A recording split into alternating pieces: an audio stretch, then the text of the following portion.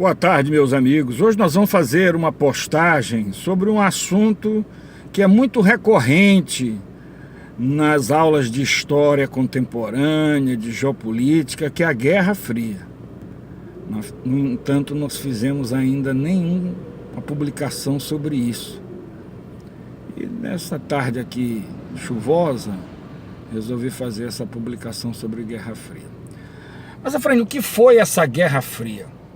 Guerra Fria foi um confronto indireto que houve entre a União Soviética, querendo proliferar o comunismo, e Estados Unidos, querendo deter essa proliferação, que começou a acontecer no mundo a partir do término da Segunda Guerra Mundial. Essas duas nações emergeram como superpotência e começaram a se degladiar. Não houve uma guerra quente, mas por trás de qualquer coisa que acontecia no mundo estavam embutidos os interesses de Estados Unidos e União Soviética. Essa Guerra Fria, ela durou de 1945, quando terminou a Segunda Guerra Mundial, até 1991, quando a União Soviética se desagregou e se dividiu em 15 países, a Rússia e mais 14. Isso aí vai ser motivo de uma outra postagem. Tá? Basicamente, foram 3 os palcos da Guerra Fria. É lógico que o palco maior foi a corrida armamentista. Dizem que no auge da Guerra Fria, União Soviética e Estados Unidos, é lógico que isso é verdade, teriam bombas nucleares suficientes para dissolver inúmeros planetas terras, né? Então, basicamente o palco maior foi a corrida armamentista, né? Sempre em qualquer conflito que eclodia pelo mundo estavam embutidos os interesses dessas duas nações que a gente chamava de superpotência, tá? Então a corrida armamentista foi um dos palcos. O outro palco da Guerra Fria foi a corrida aeroespacial. Nós sabemos que os Estados Unidos mandaram o primeiro homem à Lua, Neil Armstrong, em 1969, eu já era vivo. Mas o primeiro homem a orbitar a Terra foi um russo, Yuri Gagarin, em 1961. É dele aquela famosa frase: a Terra é azul. E o outro palco da Guerra Fria, a gente citou apenas os principais tópicos de cada um desses palcos, né? Corrida armamentista, corrida aeroespacial, mas houveram inúmeras outras nuances, né, em cada um desses palcos da Guerra Fria. E o outro palco foi no esporte, né?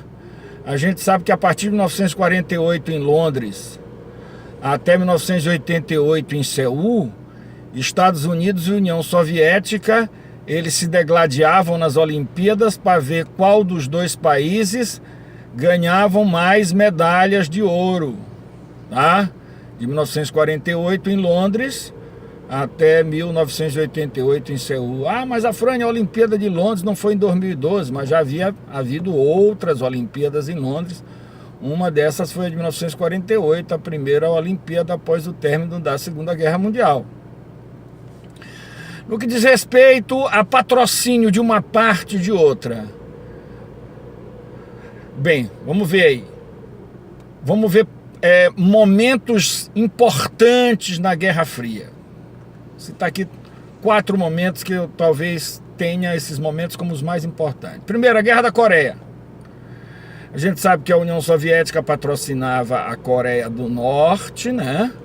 A Coreia comunista, e os Estados Unidos patrocinavam a Coreia do Sul, a Coreia capitalista, hoje um tigre asiático. O paralelo 37 separa essas duas Coreias. Já fizemos uma postagem sobre as Coreias em outra oportunidade aqui. Até hoje em dia, essa é uma das fronteiras mais policiadas do mundo e oficialmente esses países estão em guerra. Bom, muito bem. Outra guerra que aconteceu na Ásia e outro palco da Guerra Fria, a Guerra do Vietnã. A gente sabe que os Estados Unidos sempre patrocinaram o Vietnã do Sul, que perdeu a guerra para o Vietnã do Norte, que era patrocinado pela União Soviética.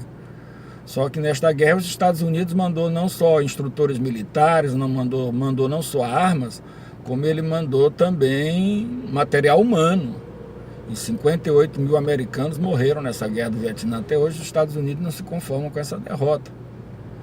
A União Soviética patrocinava, no caso, o Vietnã do Norte, o Vietnã comunista, que acabou vencendo a guerra. Após o término da guerra, o Vietnã foi unificado sob bandeira comunista. A capital do Vietnã passou a ser a cidade de Hanoi, que era a capital do Vietnã que venceu a guerra, que foi o Vietnã do Norte.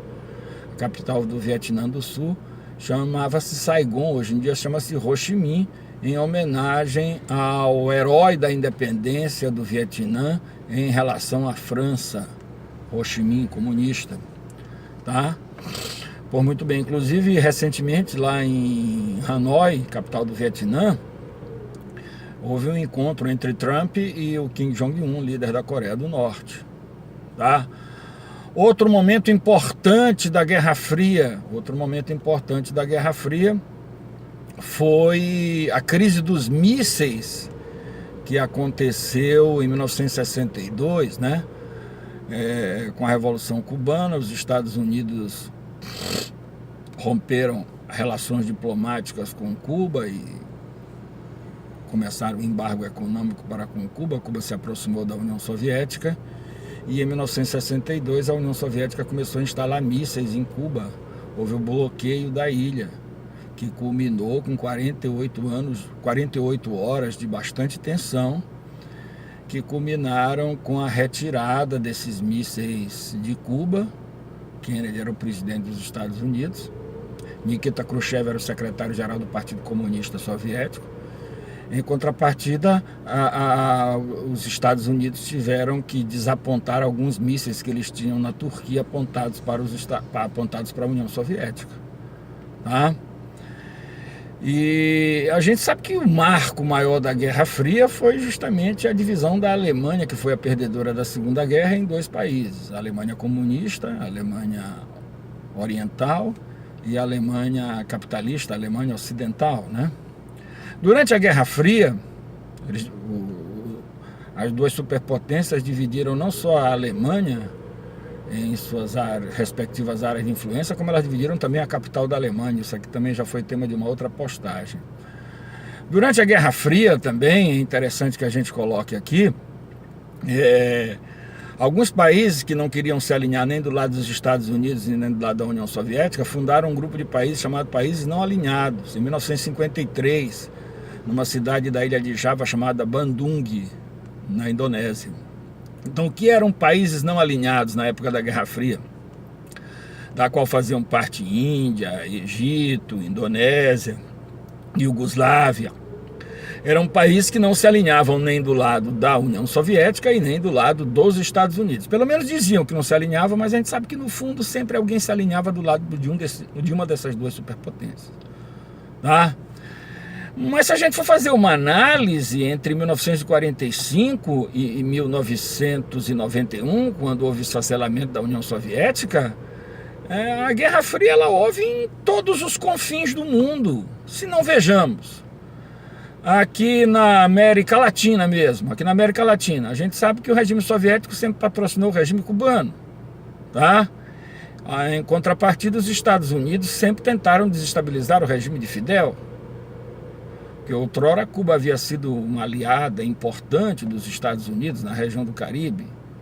Aqui no Brasil teve Guerra Fria, aqui na nossa América do Sul? Sim, a gente sabe que as ditaduras militares aqui na América do Sul, elas sempre foram apoiadas pelos Estados Unidos. Em contrapartida, a União Soviética apoiava a esquerda armada, que queria derrubar o regime militar de direita e implantar aqui na América Latina, né, uma ditadura semelhante à ditadura cubana, certo? Então aqui também houve Guerra Fria. Outro palco bastante significativo da Guerra Fria, no conflito árabe-israelense.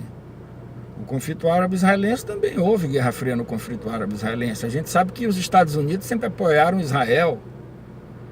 Todos nós sabemos que o mundo dizia que Israel era o braço armado dos Estados Unidos no Oriente Médio. Em contrapartida, a União Soviética, ela sempre apoiou os países árabes. Tanto é que até hoje em dia, a Síria, que é um país árabe, ela quem municia o exército da Síria de armas é a Rússia, que é a herdeira legítima da União Soviética. Então, para os senhores terem uma ideia, a Guerra Fria foi mais ou menos isso aí. Por trás de qualquer coisa que acontecia no mundo, estavam embutidos os interesses dos Estados Unidos representando o capitalismo e da União Soviética representando o comunismo. Tá? Eu poderia passar aqui a tarde todinha falando sobre vários palcos da Guerra Fria, principalmente na corrida armamentista. Mas o objetivo desta postagem é que você entenda aquilo que foi a Guerra Fria. E com esses exemplos eu acho que deu para entender. Então, se você gostou da nossa postagem, você dá um like aí, muito superficial, mas eu acho que dá para entender alguma coisa. E se você ainda não se inscreveu no nosso canal, se inscreva no nosso canal para receber as nossas publicações. Boa tarde, um grande abraço a todos.